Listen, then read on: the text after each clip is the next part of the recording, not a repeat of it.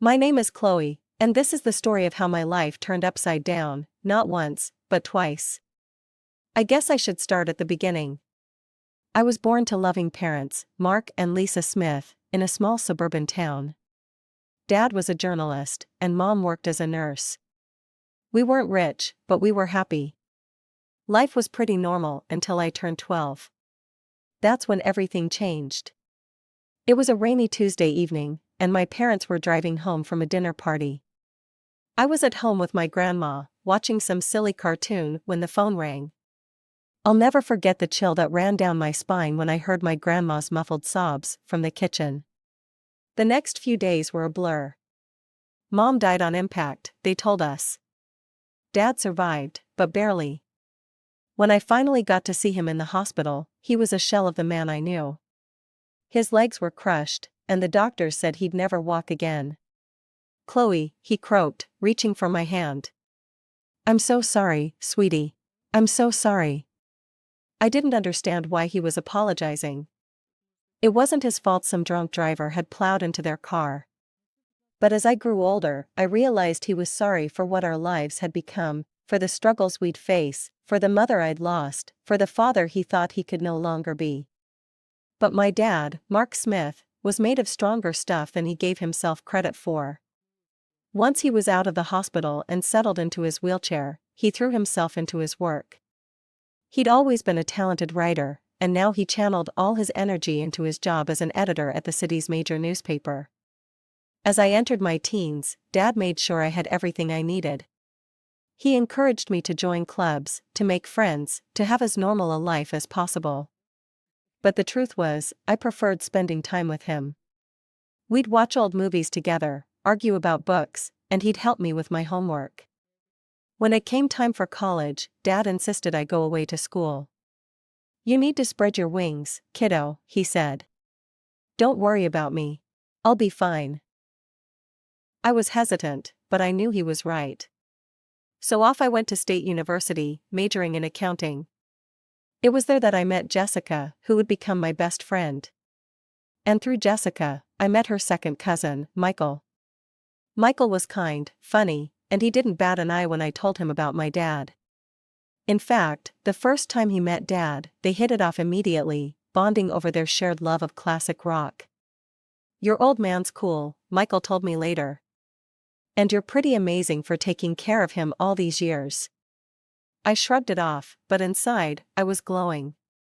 For the first time since the accident, I felt like maybe, just maybe, I could have a normal life.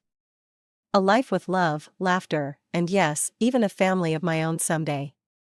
After graduation, life seemed to fall into place like pieces of a puzzle. I landed a job at the local tax service, and Michael started working as a long-haul truck driver. We dated for 2 years before he popped the question on a crisp autumn evening in the park where we had our first date. I was over the moon, but there was one thing I needed to make clear. "Yes, Michael. But I can't leave my dad. He needs me." Michael's face broke into a wide grin. "I wouldn't have it any other way. We'll all live together. Your dad's apartment is big enough for the 3 of us, right?" The wedding was small but beautiful. Dad insisted on wheeling himself down the aisle to give me away. There wasn't a dry eye in the house. As I stood there, hand in hand with Michael, I felt like I was living a fairy tale. But every fairy tale has its villains, and mine came in the form of my mother-in-law, Karen, and sister-in-law, Emily. From the moment I met them, I could tell they didn't approve of me. "So, your father is handicapped?" Karen had asked during our first meeting, her nose wrinkling as if she'd smelled something unpleasant. "He's disabled," I corrected, trying to keep my tone neutral. "But he works as an editor, Anne." "How nice," she interrupted, clearly uninterested. "Michael, darling, are you sure about this? There are so many nice girls from good families." I felt my face burn with anger and shame. Michael, bless him, immediately jumped to my defense. "Mom, Chloe is from a good family. Her dad's disability doesn't change that. I love her, and that's all that matters." That shut Karen up, but I could see the disapproval lingering in her eyes. Emily, taking cues from her mother, was equally cold towards me. After the wedding, true to his word, Michael moved in with Dad and me. Our life fell into a comfortable routine. I'd go to work at the tax office, Michael would be on the road for days at a time, and when he was home, we'd all have dinner together. But whenever Karen and Emily visited, the atmosphere in our home changed. They'd strut around like they owned the place, barely acknowledging Dad's presence. Once, I overheard Karen muttering to Emily, "It's a shame. Michael could have done so much better. Now he's stuck with this girl and her crippled father.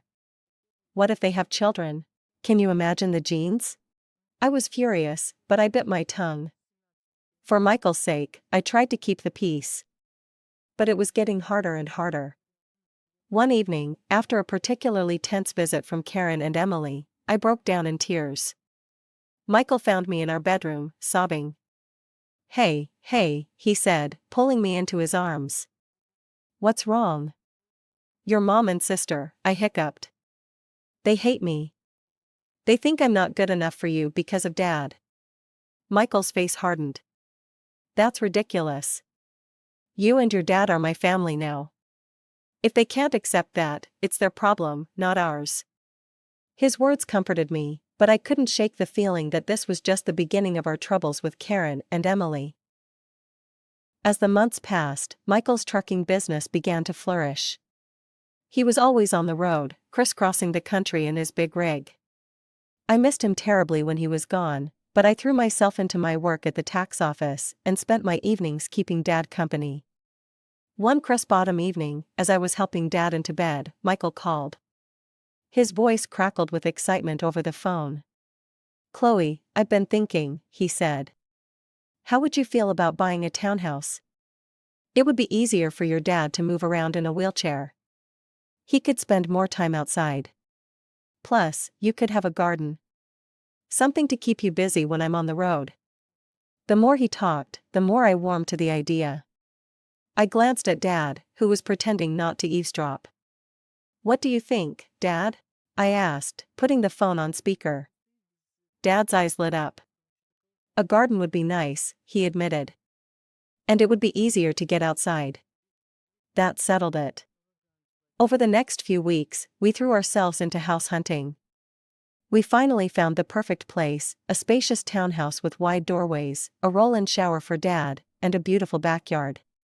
Taking out a mortgage was scary, but with Michael's income and mine, plus the rent from Dad's old apartment, we managed to make it work.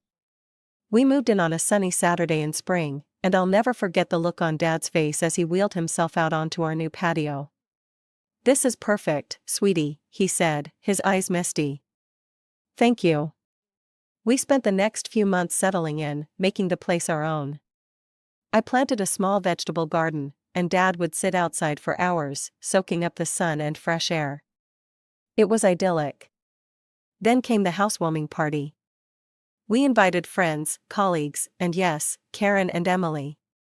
The party was in full swing when they arrived, fashionably late as usual. They sauntered in, eyeing everything with barely concealed envy.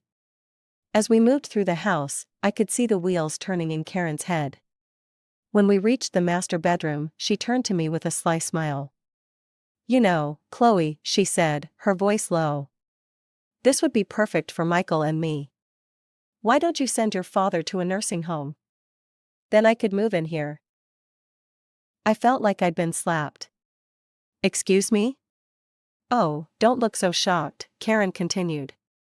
"Your father isn't, well, he's not a whole person anymore, is he?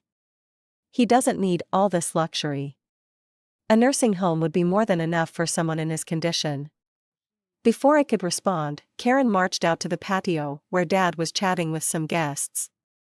To my horror, she grabbed the handles of his wheelchair and started pushing him towards the driveway. "Karen!" I shouted, running after her. "What are you doing?" "If he won't go to a nursing home, he can stay outside," she sneered.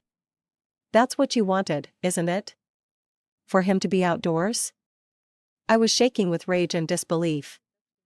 Thankfully, Michael had heard the commotion and came running. His face turned red with anger when he saw what his mother was doing. "Mom," he bellowed. What the hell are you doing? Let go of Mark's chair right now. Karen looked shocked at Michael's tone. But honey, I was just. I don't want to hear it, Michael cut her off. You and Emily need to leave. Now. After they left, Michael apologized profusely to Dad and me. I'm so sorry, he said, his voice breaking. I had no idea she would. I'm just so sorry. Dad reached out and patted Michael's hand. It's not your fault, son. Some people, they just can't understand. Life settled into a new rhythm after the housewarming incident. Karen and Emily kept their distance, which suited me just fine. Michael threw himself into his work, taking on more long-haul routes to help cover our new mortgage. I split my time between my job at the tax office and tending to our home and Dad. 2 years passed in the blink of an eye. Our life fell into a comfortable routine. Michael was on the road more often than not, but when he was home, our little family was happy. Dad's health was stable, and he seemed content spending his days in the garden or working on his editing from home. Then came the call that shattered my world. I was at work when my phone rang. An unfamiliar male voice greeted me. Mrs. Thompson? This is Officer Rodriguez from the Highway Patrol. My heart dropped into my stomach. Yes? I managed to squeak out. I'm sorry to inform you that your husband, Michael Thompson, has been in a serious accident.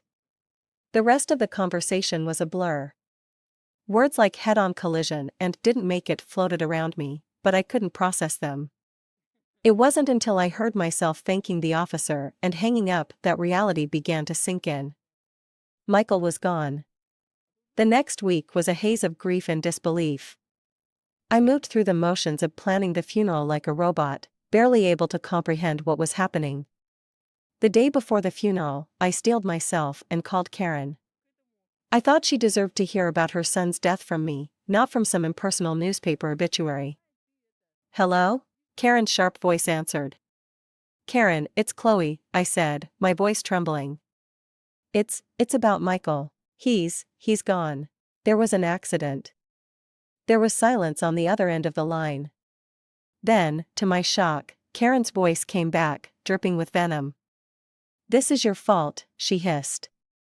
You forced him to work so hard, driving that truck to pay for your fancy house. You killed my son. I was stunned. Karen, that's not. Save it, she snapped. I expect you to give him the best funeral money can buy. But don't expect a penny from us. You made your bed, now lie in it. The line went dead. I stood there, phone in hand, tears streaming down my face. How could she be so cruel? How could she blame me for this? The day of Michael's funeral dawned gray and drizzly, matching my mood perfectly. The church was packed. Michael had been well liked in the community, and it seemed like half the town had turned out to pay their respects. After the service, as people filed past to offer their condolences, I was struck by the absence of Michael's mother and sister. They hadn't even bothered to show up to their own son and brother's funeral. Dad reached out and squeezed my hand. Their loss, sweetie. We're family, and we'll get through this together. As we pulled into our driveway, something seemed off. The lights were on in the house, which was strange, because I was sure I'd turned everything off before we left. Did you leave any lights on, Dad? I asked, frowning. He shook his head. No, I don't think so. As we got closer, I could see movement inside the house. My heart started racing. Were we being robbed? On the day of Michael's funeral, no less? I helped Dad out of the car and into his wheelchair, my mind racing. Should I call the police? But as we approached the front door, I heard familiar voices inside.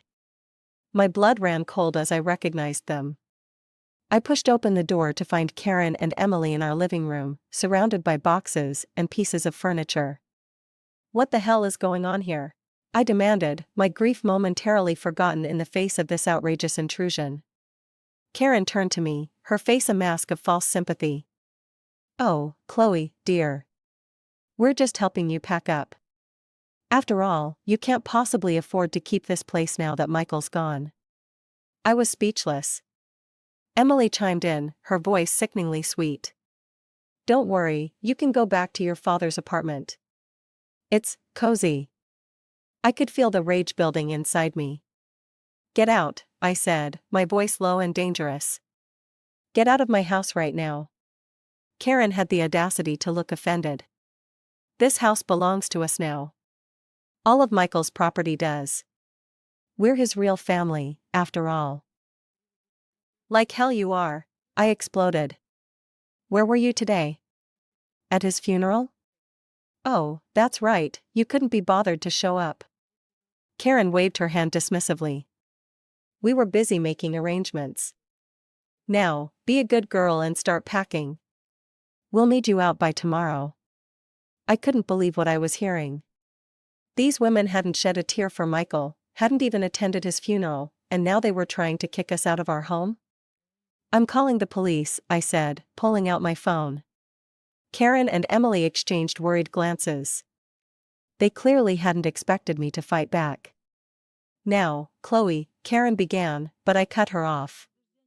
No. You have exactly 5 minutes to get out of my house before I call the cops.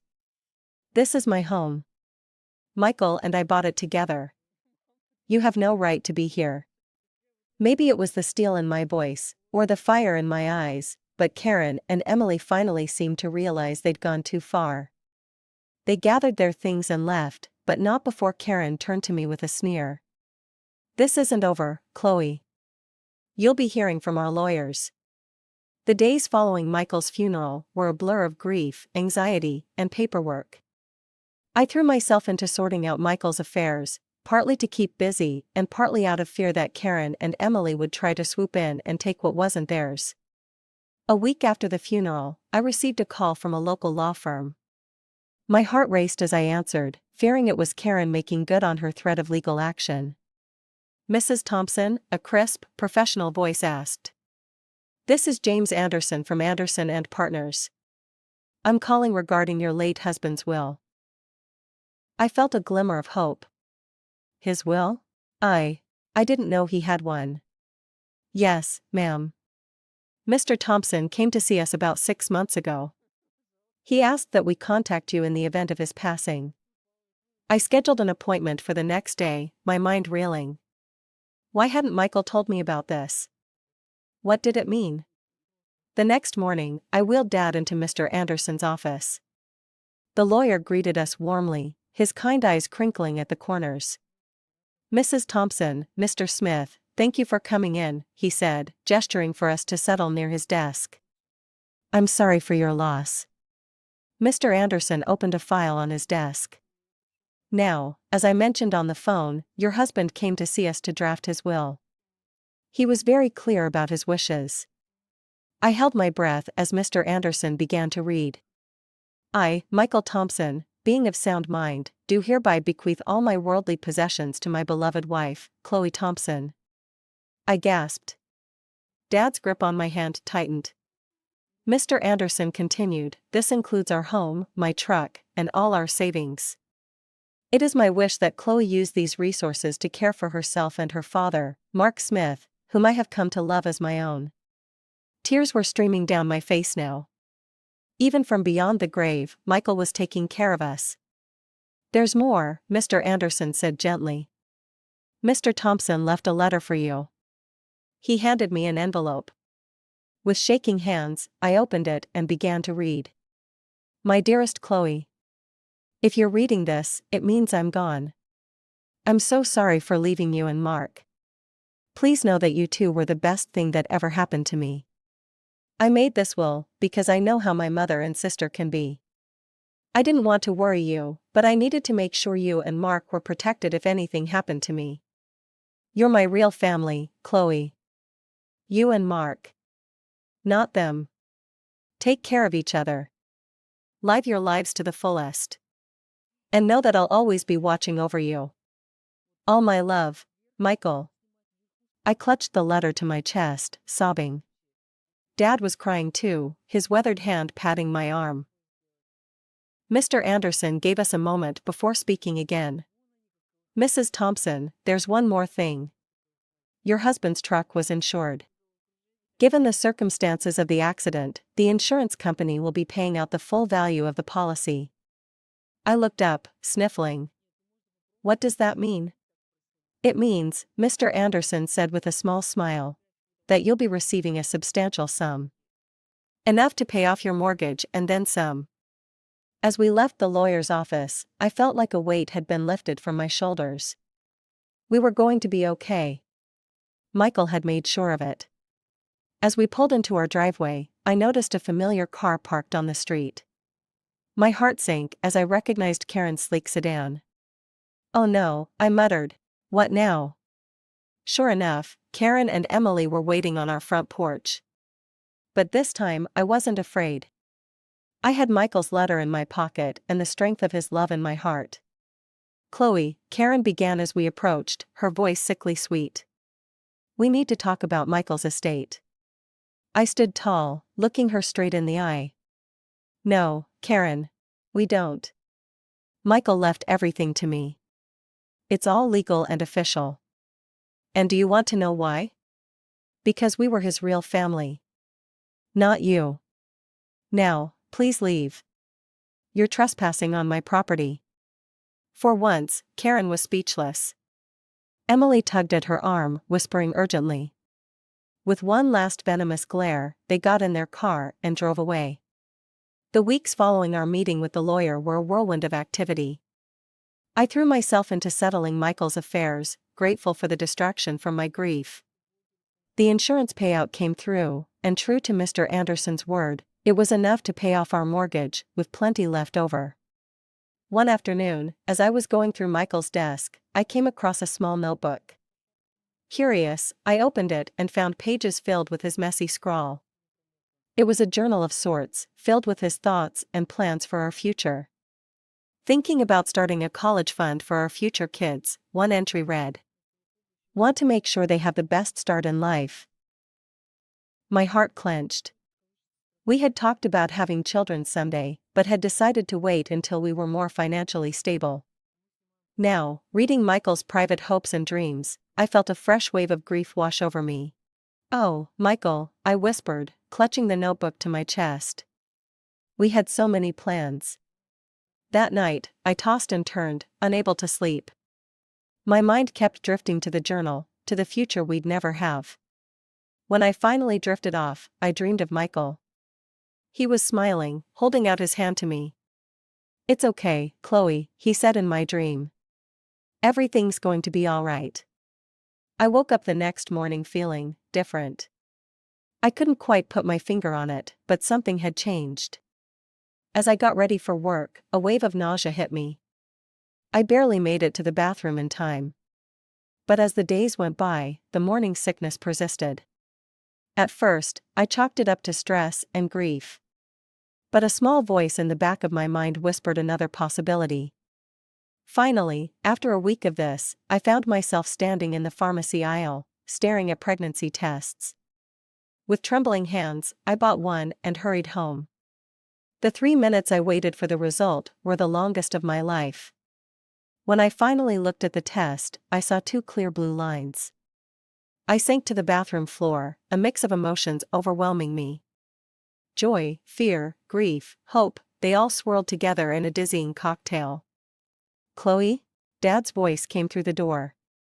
Everything okay in there? I opened the door, tears streaming down my face. Dad's expression immediately changed from concern to alarm. What's wrong, sweetie? He asked. I held up the test, my hand shaking. I'm pregnant, Dad. I fell into his arms, sobbing. He held me, stroking my hair like he used to when I was a little girl. It's okay, he murmured. It's going to be okay. You're not alone, Chloe. And this baby is a gift. A piece of Michael that will live on. His words struck a chord in me. This baby was a part of Michael, a continuation of our love. Suddenly, the fear began to recede, replaced by a fierce determination. You're right, I said, wiping my eyes. This baby is a gift. And we're going to be okay. Dad smiled, his eyes crinkling at the corners. That's my girl. Now, let's get you something to eat. You're eating for two now, after all. As we made our way to the kitchen, I felt a sense of hope blooming in my chest. Yes, the road ahead would be challenging. But with my father by my side and Michael's child growing inside me, I knew we could face anything. As my belly grew with our child, I found strength I never knew I had. Dad was my rock, always there with a kind word or a helping hand. We settled into a new routine, just the two of us, eagerly anticipating the arrival of the newest member of our little family. One sunny afternoon, as I was tending to the garden Dad and I had planted together, I heard a car pull up. My heart sank as I recognized Karen's sedan. What could they possibly want now? I made my way to the front of the house, one hand instinctively cradling my swollen belly. Karen and Emily stood on our porch, looking uncomfortable and slightly desperate. "Chloe," Karen began, her voice lacking its usual sharpness. We need to talk to you." I raised an eyebrow but said nothing, waiting for her to continue. Emily chimed in, her eyes darting around nervously. "We've hit some hard times. We were wondering if we could stay in your father's old apartment. Just until we get back on our feet." I couldn't believe what I was hearing. After everything they'd put us through, they had the audacity to ask for more? "I'm sorry," I said, my voice firm but calm. "That's not possible. I don't want to communicate with you anymore." Karen's eyes narrowed as they fell on my pregnant belly.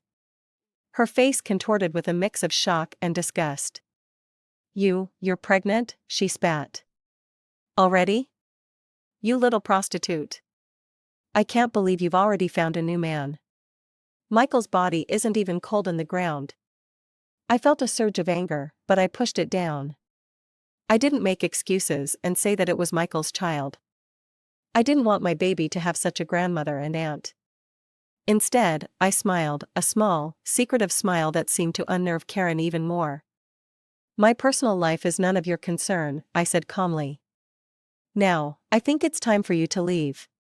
Karen looked like she wanted to say more, but something in my expression must have stopped her. She turned on her heel, grabbing Emily's arm. I watched as they drove away, feeling a sense of peace wash over me. I had stood my ground, protected my family, and maintained my dignity. Michael would have been proud.